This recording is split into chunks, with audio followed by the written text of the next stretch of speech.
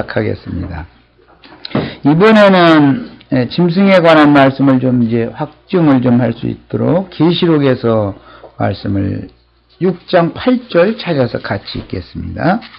계시록 6장 8절.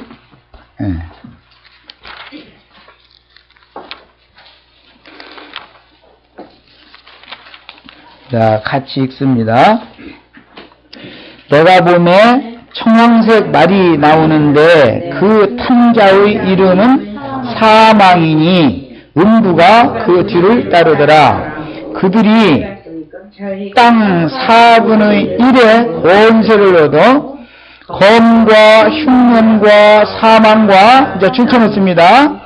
땅의 짐승들로서 죽이더라 그랬어요. 청황색 말을 탄 사망 권세자가 사람을 죽이는데 땅 4분의 1의 권세를 땅의 짐승들이 가졌더라 그랬어요. 땅의 짐승이에요. 그건 이제 바다 짐승이 아니고 이거는 계시록 13장 11절부터 18절까지 읽겠습니다. 이건 뭐 누구나 다 아는 구절이에요. 다 이건 뭐 성경 안 펴도 다 암송할 수 있는 구절이죠. 자, 확인하는 의미에서 읽는 거예요. 내가 봄에 또 다른 짐승이 땅에서 올라오니, 아까 6장 8절에 뭐라고 되어 있었어? 땅의 짐승으로 죽인다 그랬죠? 바다 짐승으로 죽이는 게 아니고 땅의 짐승이 땅 4분의 1의 권세를 땅의 짐승이 가지고 있더라는 거예요. 그래가지고 사람들을 죽였어요. 그런데 자, 다른 짐승이 땅에서 올라오니 어린 양같이 두 뿔이 있고 용처럼 말하더라. 짐승인데 말을 하는데 창세기에서는 뱀이 말을 하는데 여기서는 용이 말을 했어요. 이제 계시록에서는 뱀이 오래 지나면 용 되는가 보지.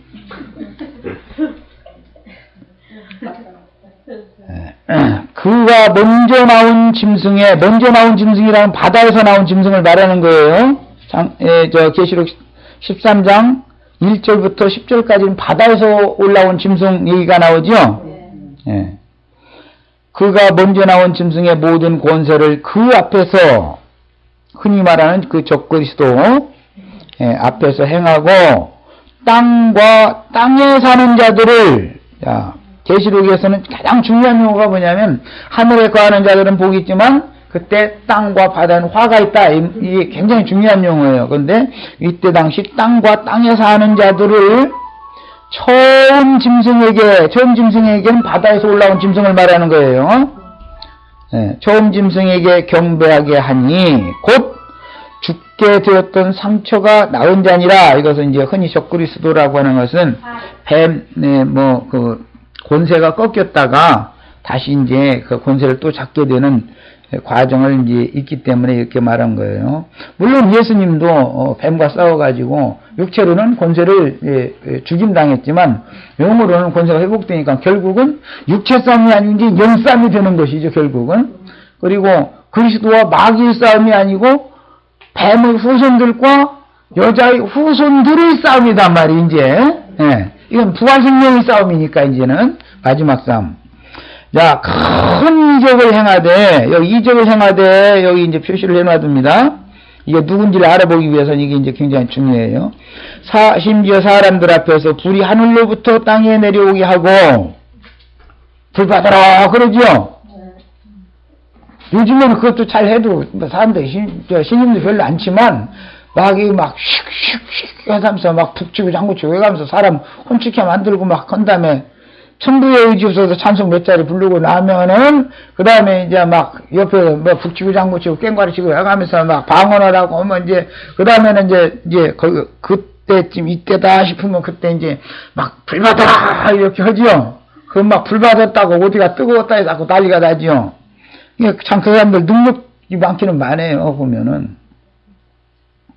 불이 하늘로부터 땅에 내려오게 하고 짐승 앞에서 받은 바 이적을 행함으로 땅에 거하는 이적을 행함으로 땅에 거하는 자들을 미혹했다. 뭐 모르겠어요. 여기 미주에 있는 교회들은 무슨 병 고침을 받았다느니 무슨 사업의 문제가 해결됐다느니 가정 문제가 해결됐다느니 이런 거 믿습니까? 하면 아멘 받으면 그렇게 된다고 된 줄로 믿으라고 그런 했는데 또 그렇게 됐다고 간증하고 이런 이적 기사에 관한 얘기를 하는지 않는지 모르겠습니다만은 이제 이 잡것들은 이렇게 한다는 것이죠. 말하자면 땅에서 올라온 짐승들은.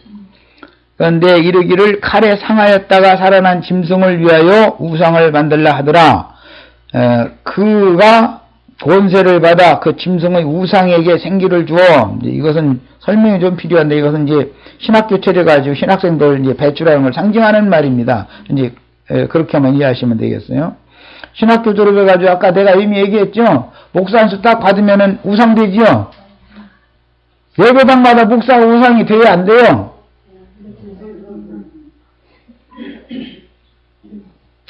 그게 다 짐승 우상 섬기는 사람들이다. 이게 우상 숭배하러 다니는 거예요, 그게 전부. 그가 권세를 받아 그 짐승의 우상에게 생기를 주어 짐승의 우상으로 말하게 하고 라고 여기 얘기했는데, 이 말이라는 것이 다 거짓말이고, 알고 보면은 이것이 설교권이라고 그러죠. 목사 안수를 받으면은 특징이 뭐예요? 설교권 3권 받아가지고 나온다고 그러죠. 축도권, 안수권이다 그래가지고 3권이라고 그래요. 그런데 가장 중요한 것은 설교권을 갖는 거예요. 하나님의 말씀을 강론할 권세가 있다 이거예요. 또 짐승의 우상에게 경배하지 아니하는 자는 몇이든지 다 죽이게 하더라. 이게 이때는 마지막 추수다 이 말이죠. 수가 몇이든지 참 그리스도인들은 어차피 다 죽는 거예요. 죽어야 주님 앞에 가는 거니까, 추수가 되는 거니까. 그가 모든 자 곧 작은 자나 큰 자나 부자나 가난한 자나 자유인이나 종들에게 그 오른손에나 이마에 표를 받게 하고 그랬는데, 이 짐승표 받는 여기가 베리칩이라고 한다 해서 자꾸 이제 그러니까 이건 이제 농으로 하는 소리지만 그들은 진실하게 생각해서 그럴지 모르지만 내가 볼 때는 그건 말도 같지 않은 소리지만은, 오른손에 받는다라는 것은 짐승의 마음, 짐승을 가진 사람들이 행하는 권세를 오른손에 받았다라는 것은 능력, 힘을 받았다 이거예요. 목사는 능력과 권세가 주어지지요. 설교권, 안수권, 축도권을 받는다는 것 자체가 오른손에 그 표를 받았다 이런 뜻이에요. 그러니까 자기는 당연히 높은 강대상에 올라가서 설교를 당연히 할 권리 있다고 믿는 거예요. 이것이 유대교 랍비들의 관습이었어요. 유대교 랍비들은 랍비 학교를 졸업을 해가지고 안수를 받아서 딱 나오면은 설교권이 당연히 있었던 거예요. 그들은요. 또 율법에 따라서 축복권이 있었어요. 또 사람들을 안수해서 세우는 안수권이 있었어요. 이것이 유대교의 행습이에요. 그래서 그들이 예수님한테 첫 번째 따진 것이 뭐였죠? 성전과 회당들에서 가르치니까 유대교 이 랍비들이 네가 네 이름과 무슨 권세로 이 백성들을 가르치느냐, 이게 예수님 말씀으로 가르치니까 그 문제를 첫 번째 따지죠.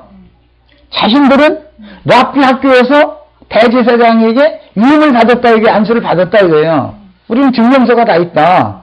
너는 신학교 여러분 증명서 있어? 이러고 물어봤다 그 말이에요, 말하자면.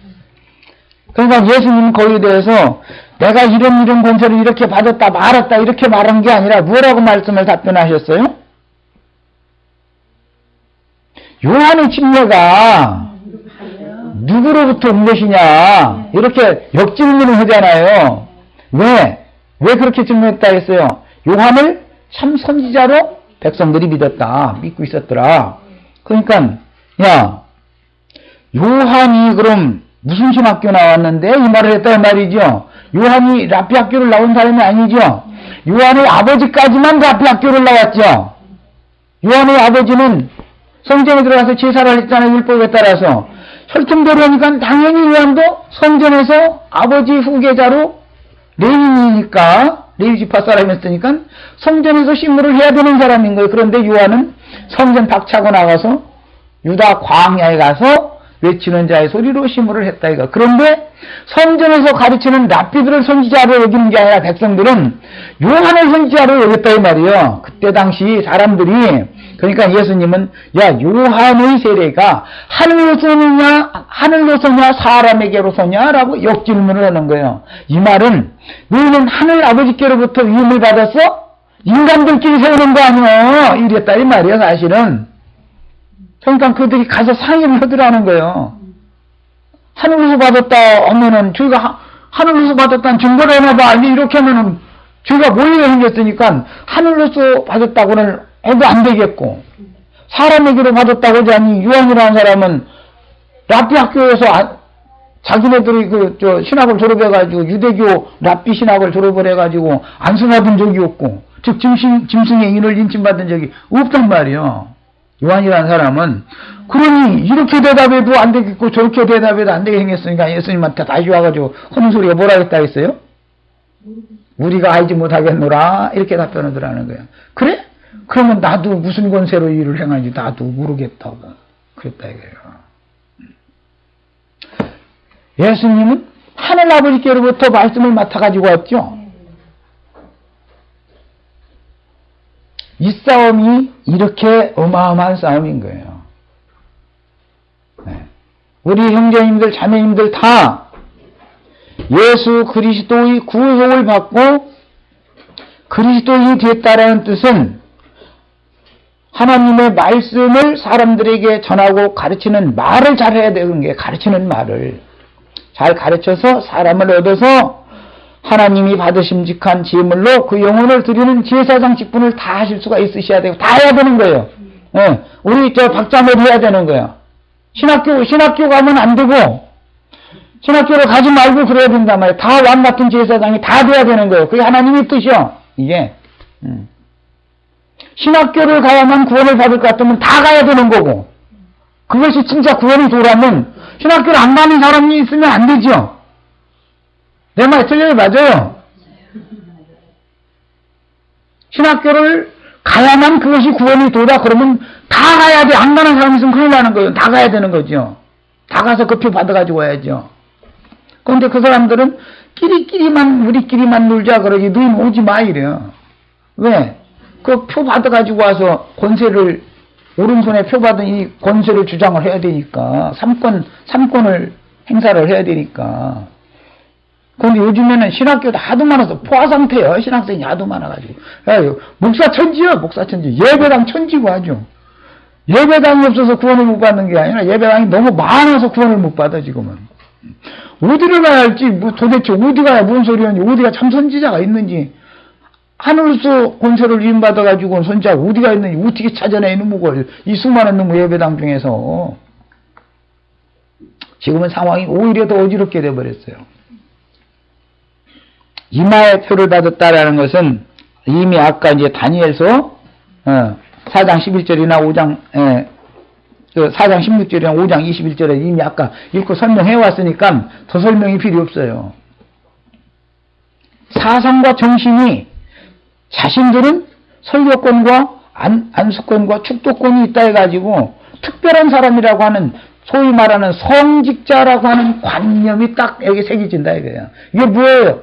짐승표가 인맞았다. 인맞았다. 마귀가 너는 내 것이다 라고 딱 인을 새겨놨다.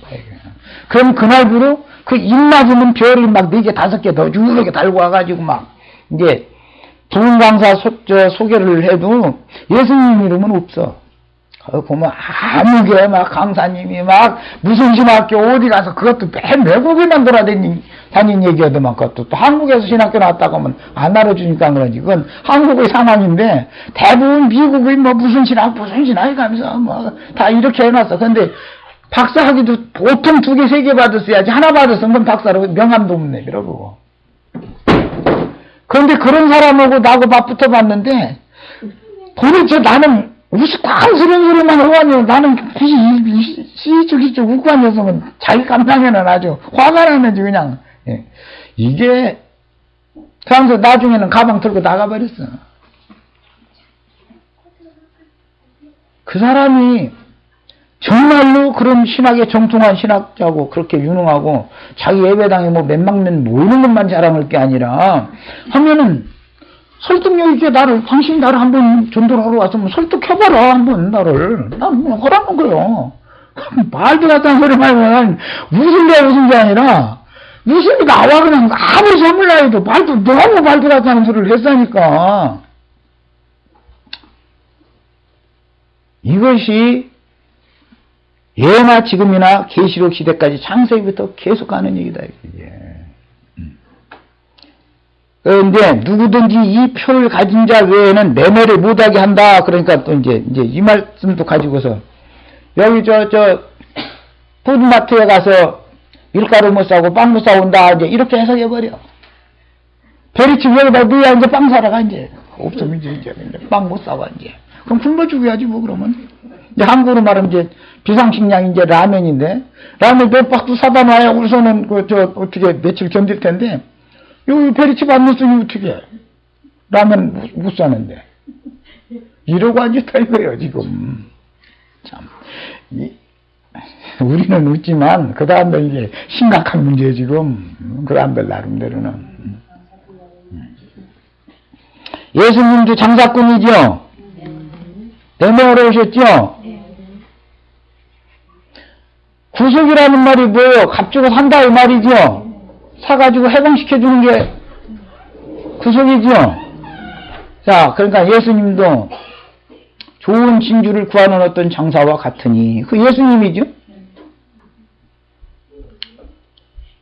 그 밭에 감춘 부활을 발견하고 돌아와서 자기 모든 걸 다 팔아가지고 와서 그 밭을 샀다. 그러면 예수님도 장사꾼이죠? 밭 사는 장사꾼이죠? 유다가 예수의 피를 흘렸더니 그 피값을 주고서 나그네들의 묘시를 샀다고 그랬어요? 피밭이라고 해서 피밭 샀어요. 그러니까 예수님도 매매하는 분이에요, 매매하는 분. 예수님이 뭘로 매매를 했어요? 입으로 나오는 말씀을 가지고, 말씀이 미천이지요? 말씀을 가지고 영혼들을 사서 하늘아버지께 바치는 장사꾼이었다 이거예요.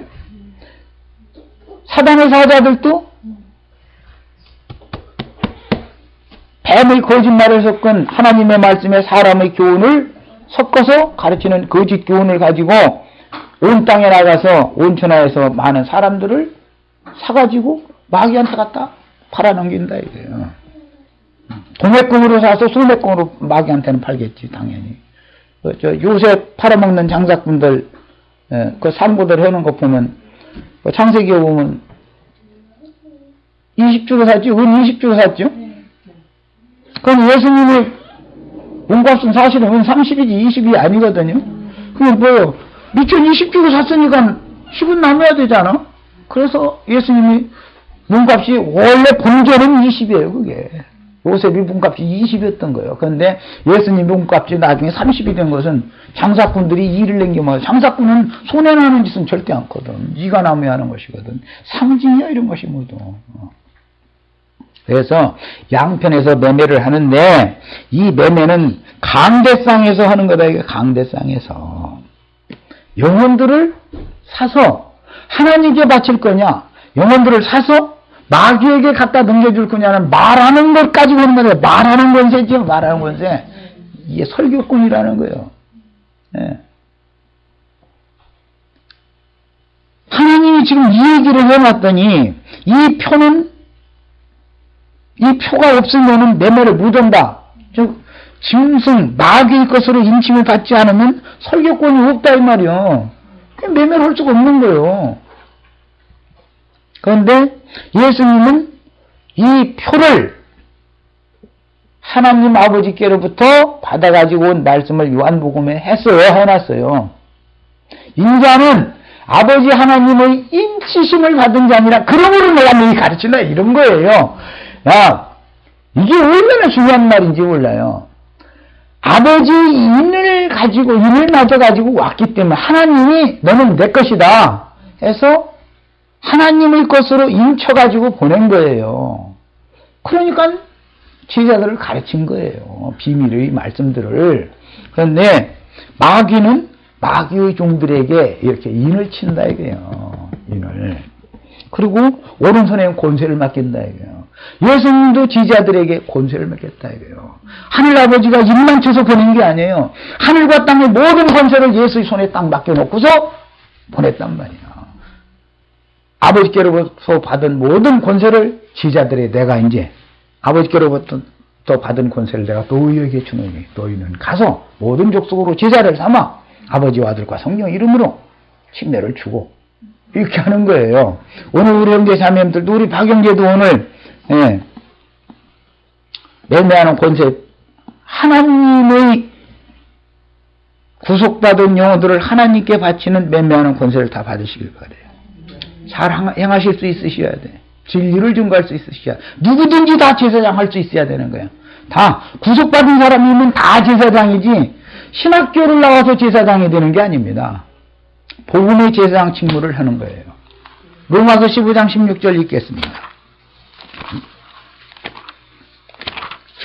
제사장이 가면서 기인옷 입고 거드름 떨고 다니고 신학교 졸업했다고 사실은 짐승표 받아가지고 와가지고 거들먹 대고 앉았지만 주님의 제자들은 그런 일이 없었다. 하늘 아버지께로부터 예수님이 먼저 인침을 받아가지고 와서 하늘과 땅의 모든 권세를 행사를 했고 주님께서 그 제자들에게 성령이 오셔서 제자들을 평상시에 가르쳤던 말씀을 깨닫도록 인쳐가지고 제자들을 다시 내보낼 때 제자들에게 하늘과 땅의 모든 권세를 또 맡겨서 보냈어요.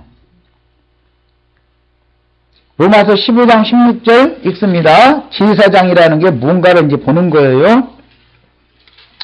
이 은혜는 곧 나로 이방인을 위하여 그리스도 예수의 일꾼이 되어 하나님의 복음의 제사장 직분을 하게 하사. 복음 전파를 하는 사람이 제사장 직분을 하는 거예요. 이게 말로 해야 되지 어차피. 말하는 권세예요. 이방인을 제물로 드리는 것이, 이것이 매매하는 권세다 이거예요. 매매하는 권세. 이방인을 제물로 드리는 것이 성령 안에서 거룩하게 되어 받으심만하게 하려, 받으심직하게 하려 하십니다. 그랬어요. 우리 형제 자매님들도 이 제사장 직분을 다 행하실 수 있어요. 다 하셔야 되는 거예요 또. 당연히. 바울 사도가 물론 바울 사도는 가말리엘 신학을 한 사람입니다. 가말리엘이 문화생이다 그랬는데, 이제 가말리엘이라는 사람은 이제 신학교에서, 신학자였었기 때문에, 그때 당시는 이 가말리엘이라는 사람이나 니고데모나, 뭐, 시므온, 힐렐, 이런 이제 사람들이 당대의 아주 저명한 신학자들이었어요.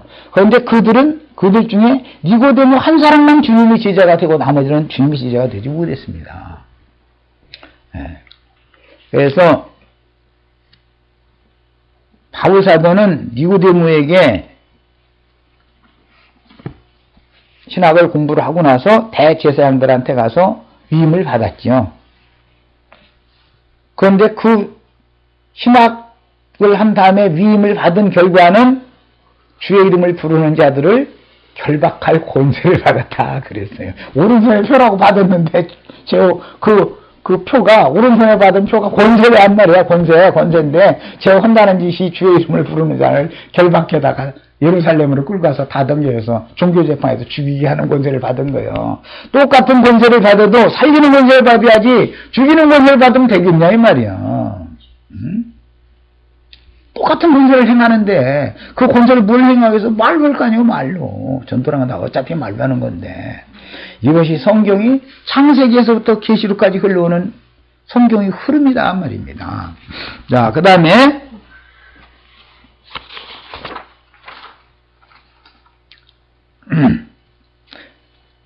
자, 이런 용으로 율법에서 짐승과 행음하는 사람에 대한 엄격한 말씀들은 666으로 상징되는 여섯째 날 하나님의 형상인 남자와 여자 앞에 창조된 짐승의 성품과 인격을 가진 거짓 선지자들이 미혹하는 말을 맹신하여 남녀 간에 영적인 행음을 하지 말라라는 뜻으로서 쉽게 말하자면 구약시대 같으면 호세아 선지자나 다른 많은 선지자들이 산당에 가서 제사를 하지 말아라. 산당 제사장들한테 그들은 전부 바알의 사제들이고 아세라의 사제들이다. 그 여호와의 사자들이 아니다. 그러니까 거기 가서 제사하는 건 전부 음행하는 짓을 하는 거다. 너희는 거기 가지 말아라. 얘기를 하는 거예요. 오늘날 말하자면 성당이나 예배당에 가지 말아라. 이것을 말하는 거예요. 거기 가면 뭐 하는 거예요? 짐승과 행음하는 거예요. 이게 영적인 해석이다 이 말이지. 그래서 행음을 하지 말라는 뜻이며 짐승과 교합하는 자는 남자가 짐승과 교합하는 경우도 있고 여자가 짐승과 교합하는 경우도 이제 율법에 나오는데 남녀 간에 남자든 여자든 반드시 죽이라고 하신 것은 짐승의 표를 받아서 말씀을 가르치는 자나 그런 가르침을 여과 없이 받아들여서 맹신하는 자는 영원한 멸망에 들어간다라는 것에 대한 예언이다 말이에요. 반드시 죽는다 이랬으니까 반드시 성경에서 죽는다라는 말은 둘째 사망 불못에 들어가는 걸 말하는 거예요. 성경이 말하는 의도는 이거예요. 예. 자, 성경에서 이걸 레위기 18장을 잠깐 다루고 넘어가겠습니다. 그냥 지금 내가 이 서술적인 말을 해가지고 이게 지금 무슨 남자 짐승과 여자 사람이 뭐 행음을 하고 여자 짐승과 남자 사람이 어떻게 행음을 하냐 뭐 이래가면서 오해할까 봐서 이걸 좀 안을 그냥 이제 서술만 하고 넘어가서는 안 되겠네요. 그러니까.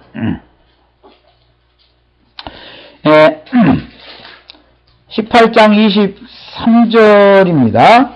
너는 짐승과 교합하여 자기를 더럽히지 말며 여자는 짐승 앞에 서서 그것과 교접하지 말라. 이는 문란한 일이니라. 이렇게 했습니다. 뒤에 이제 20장을 레위기 20장을 더 봅니다.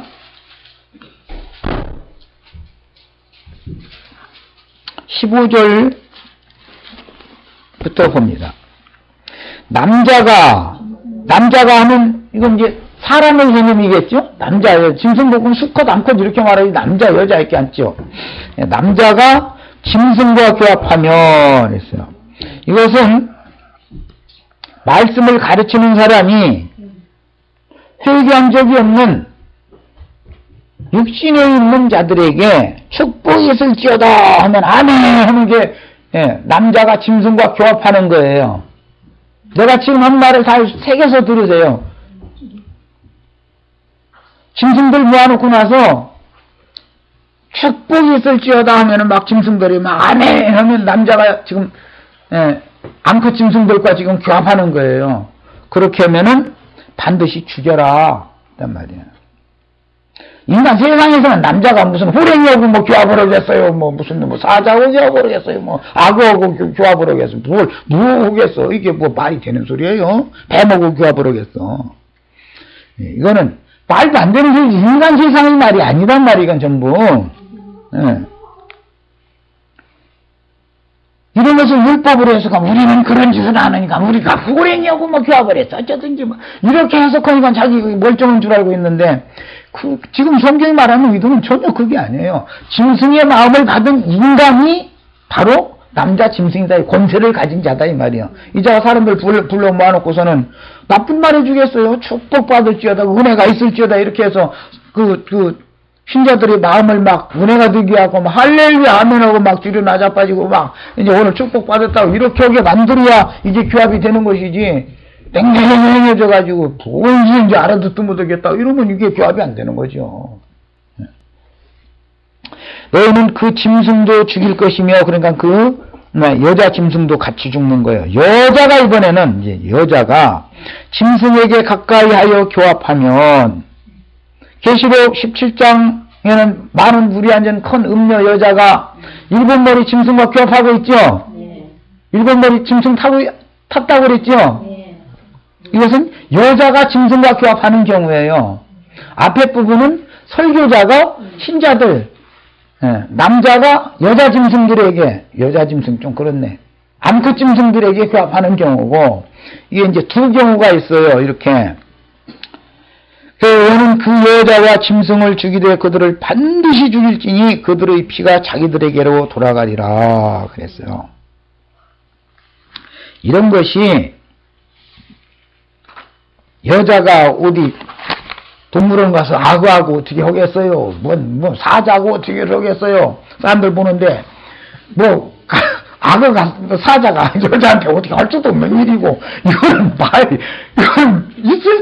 있을 수가 없는 말인데도 성경이 너무 이렇게 해놨어. 그러면은 성경이 무엇을 말하고자 하는지를 알아야 된다 이거예요.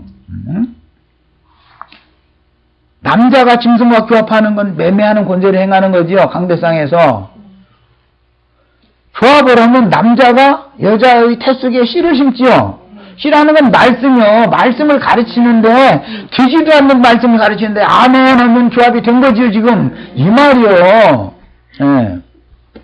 그런데, 이 음료는 얼마나 음란한지, 짐승도 7머리나 타고 앉았으니까 굉장히 바쁠 것 같아, 나 같으면. 일주일에 하루도 못 쉬어, 이거는. 7명이 어떻게, 이거. 만약에 문자 내려라 해도 말이요. 왜? 이게 있을 법이나 한 얘기겠어요?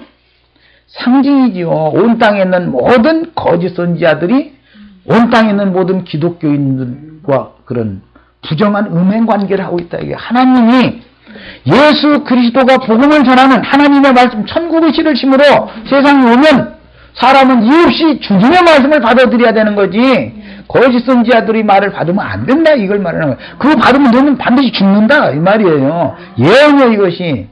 예. 자, 이제, 이제 신명기도 있지만, 이제 그건 이제, 여기에 날셀 필요는 없으니까, 이거 이해가 필요합니다. 성경이 말하고자 하는, 성경의 의중을 알아야 되는 거예요. 그 다음에 성경에서 짐승의 수와 사람의 수라는 비밀의 암호가 나올 때는, 계시록 13장 18절에는 조금 전에 우리 읽은 것처럼, 지혜 있는 자가 깨달을 수가 있는데, 이는 짐승의 수요, 사람의 수다. 이게 짐승 얘기가 앞에 나오고 그 다음에 사람 얘기가 뒤에 나오죠. 인간인데 짐승화됐다 이거예요. 자, 이와 반대되는 개념인 거룩한 성 새 예루살렘에 들어갈 권세를 갖는다는 것은 오른손에 표를 받는다 이렇게 상징해놨다 말씀드렸고, 그 사상 정신이 세뇌당하는 것은 이마에 윤회개진다 이렇게 말해놨단 말이에요. 표를 찍는다 이렇게 했어요. 그러니까 어린 양의 새 이름을 이마에 기록받을 것이냐, 짐승의 이름을 기록받을 것이냐라는 건 인격 문제다. 인격, 성품과 인격이. 어린 양 예수의 성품과 인격이 내 사상을 조성할 것이냐, 인격을 조성할 것이냐, 짐승의 인격이 나의 이 사상, 생각, 관념을 주장하게 할 것이냐, 이것이 이름이나 표시를 이마에 받는다 그랬고, 그 권세를 오른손에 받는, 표를 받는다라는 것은 이미 새겨지면은 권세가 오른손에 주어지게 된다 이거예요. 그럼 뭐냐, 특징이 계시록에서는 말하는 권세를 가지고 말한 거예요. 예수님이 말씀으로 가르칠 때 네가 무슨 권세를 말씀으로 가르치냐라는 게 거기서부터 시작되는 말이에요. 이게 창세기로 말하면은 알고 보면 아벨이 제사를 드리는 것은 제사장 직분이라는 뭐라 했어요? 이방인들을 하나님이 받으심직한 제물로 드리는 게 복음의 제사장 직분이라는 거예요. 그런데 너는 랍비 학교도 나오지 않았으면서 어떻게 이 백성들을 가르치냐라는 문제를 가지고 계속 대대로 싸운다 이 말이에요. 알고 보면은. 그래서 나는 그 이상한 사람들 만나면은 거드름 피려고 그러면 너 하나님이 보냈어. 너희들 스스로 왔어. 너희끼리 모여서 안수해주고 그랬지. 딱 이래버려. 거기는 뭐 난 그 경험이니까 이거는 경험이니까. 그게 하나님이 너 보낸 거 아니잖아. 주의 성령이 보냈으면은 성령이 증거가 있어야 되는 거야. 성령이 보냈으면 윤주서 보냈을 거 아니야. 성령이 얼마지 증거 내놔봐. 나 이래요. 내놔봐. 뭐예요? 신학교 졸업해서 동료 목사, 선배 목사들 둘이 오면 안 된다 해서 셋이 오면 안 된다 했는데, 나 요즘에는 이제 7이 모인다. 7 손 올려놓을 자유도 없어. 그냥 빙 둘러서 그냥 하고 막. 그것이 무언 짓이냐 이거요. 그게. 그래 놓고 나서는 그 표를 받으면 다니엘서 말씀처럼 사람의 마음은 간도 없어져 버리고 갑자기 짐승의 마음이 딱 임해가지고 전화서 길러서 장가들이 보내주고 헌 아버지 보고도 권위 부리려고 그런다니까. 저 애비 앞에서 권세 부리려고 해버려. 이렇게 타락해버려. 이런 걸 알아야 된다 이게요. 자, 그래서 성경에서 짐승의 수와 사람의 수라는 비밀의 암호가 나올 때는 그 반대 개념인 거룩한 성 새예루살렘에 들어갈 권세를 가진 이 이능자들을 분별하여서 선별적으로 들어가게 해주는 문지기들인 사람의 청량, 천사의 청량이라는 용어를 반대되는 용어가 성경에 반드시 나온다는 걸 알아야 된단 말이에요. 짐승의 수, 사람의 수라는 것만 있는 게 아니에요. 사람의 청량, 천사의 청량. 비록 죄인된 인간, 사람으로 태어났지만 천사와 동등이 됐다. 이게 온전한 구원이 되어서. 온전케 된 의인의 영들이다 이래요. 그러니까 이런 두 용어가 왜 이렇게 대비되는 용어가 나오는지를 알아야 된다 이게요. 성경이 말하고자 하는 의중을. 예. 그 다음에 아직 남녀 관계를 모르는 우리 여기 한나 정말 참 깨끗한 처녀지. 처녀로 말하는 처녀 자랑하기로 말하면 뭐 저보다 더 처녀는 없지 세상에. 이런 갓난 아이들은 하늘 아버지의 자녀들을 그 집을 위해서 일하는 종들인 하늘 아버지의 자녀들이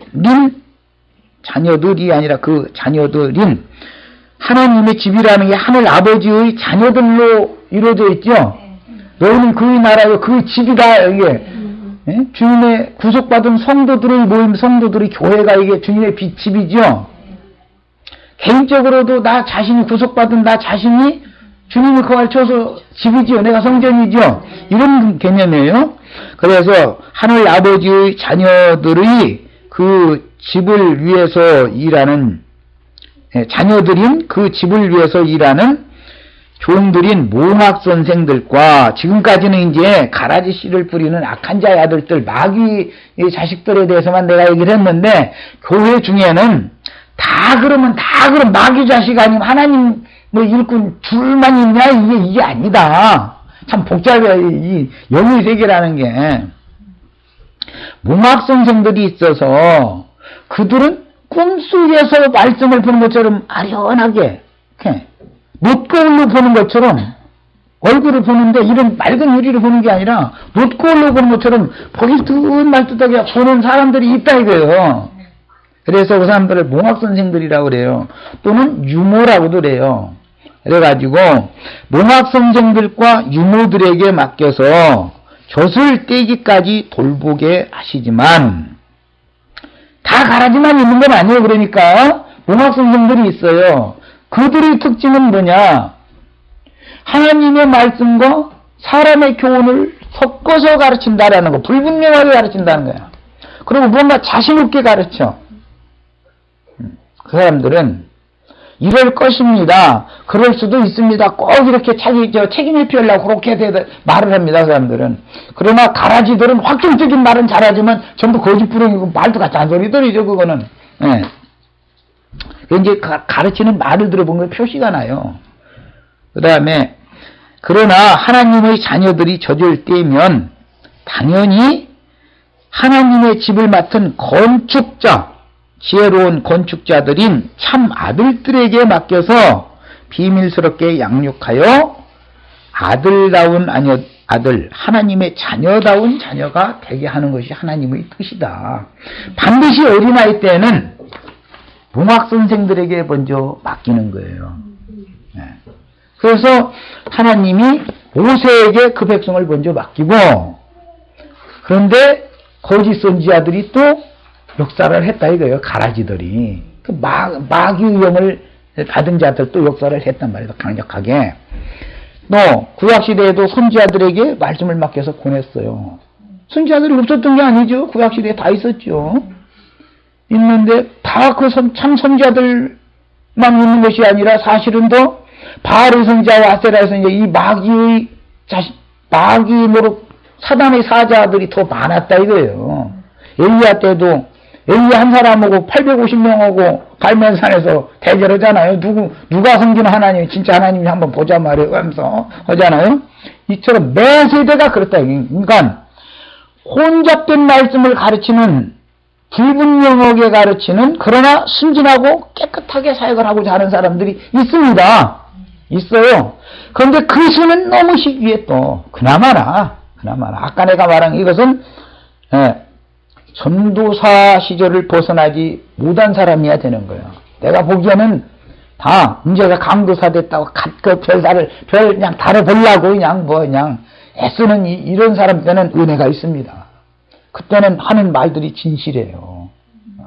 그러나 좀 자신이 없어 그때는. 그런데 이거 목사 안수를 딱 받고 나면 자신 있는 소리를 아주 그냥 확정적인 말을 했었는데 이제는 엉뚱한 소리만 했었는 거예요. 이제 나는 분명히 이게 증거할 수 있어요. 야, 그래서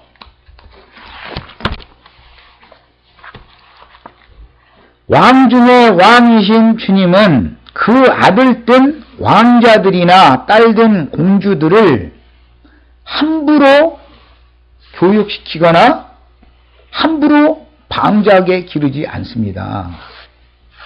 세상 백성들이야 어떻게 교육을 받을지라도 특히 태자로 봉해질 그 사람은, 그 왕자는 그 나라에서 가장 등망이 높은 교육자가 대제학이라고 그래요. 우리나 이제 2조 때는 대제학이라고 그러죠. 태자의 스승이에요. 왕의 스승인 것이죠, 말하자면. 그러니까 그가 왕이 돼도 자기를 교육시켰던 그 스승을 함부로 절대 못하는 거잖아요. 그러니까 어려운 일이 있을 때는 자기 스승을 부르죠. 물어보려고. 자, 여기까지 하고 시간이 다 돼서 한 5분 더 쉬었다가 1시간 더 하도록 하겠습니다.